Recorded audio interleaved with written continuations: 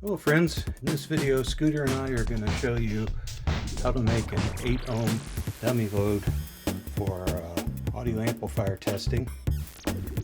To show you the alternative to what I'm going to present in the main video, here are some 10 watt 8 ohm resistors that I've used in the past, and the problem with those is that they get very hot just as is. Now I could mount them on a heat sink and blow a fan over them, but I found a simpler method.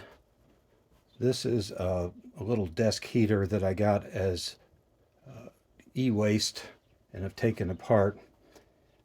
Even though you may not have this same exact model available to you, these are commonly available in thrift stores for under $10, and I think the power resistors were probably $5 each or so. This is going to ultimately work better, and it's about the same price and a lot easier to deal with. WFC Fields once said never work with children or animals, right, Scooter? Right? So what we've got here is, this is a Holmes model fan. I've already done a lot of the work on this that I plan to do. It's nearly complete, but it turns out that the wattage that these little desk fans have work out where you can tap the heater wire in the right spot and get 8 ohms that you need. So even if you don't have this particular model, which you probably don't, you could get something similar and just do a little bit of work yourself to figure out where the tap point is using an ohmmeter. So to show you what I've done, this one, since it was e-waste, it didn't work. I immediately gutted the controller part, which was here.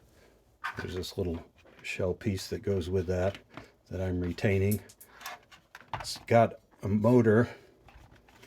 So what I've done with that is wire the motor directly to a cord that I had that happened to have a built-on switch.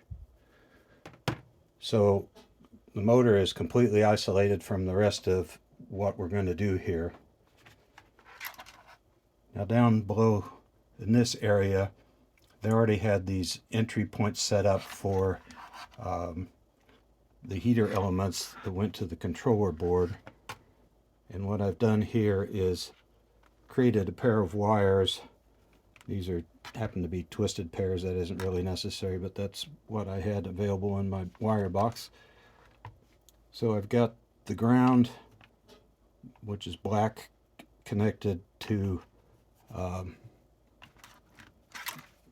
in this case the end point of each wire, and then I've got what'll be the red or hot wire of a speaker.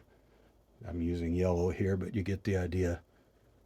These are tapped in at a particular place where, if you do the ohms between black where they started and the point that I picked, that's 8 ohms.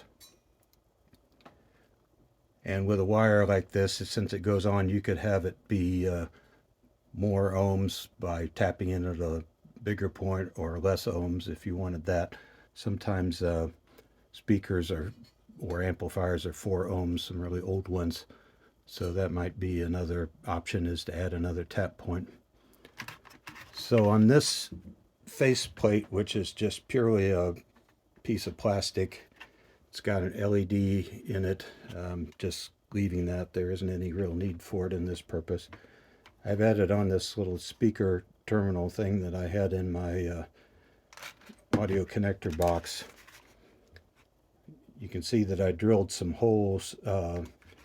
There's the 2 mounting screws that I have added, plus 4 terminals, which correspond to the 4 terminals we've got at this point.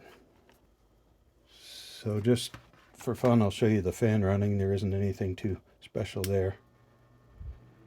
I think with a unit like this, probably the air cooling with all the surface area of the wire and the amount of power you're trying to dissipate from an audio amplifier is not going to be enough that you really need to use the fan, but it's there just in case.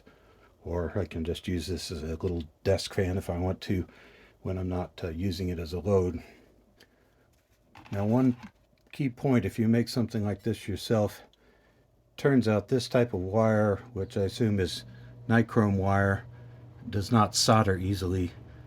So essentially you wind your input wire around in kind of a nice mechanical connection, and then kind of add a blob of solder to seal up the mechanical connection you've already created.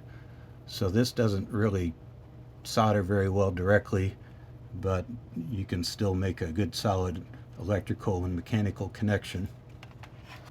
The next step will be to route these wires in through these little slots that were provided in the plastic from the previous design.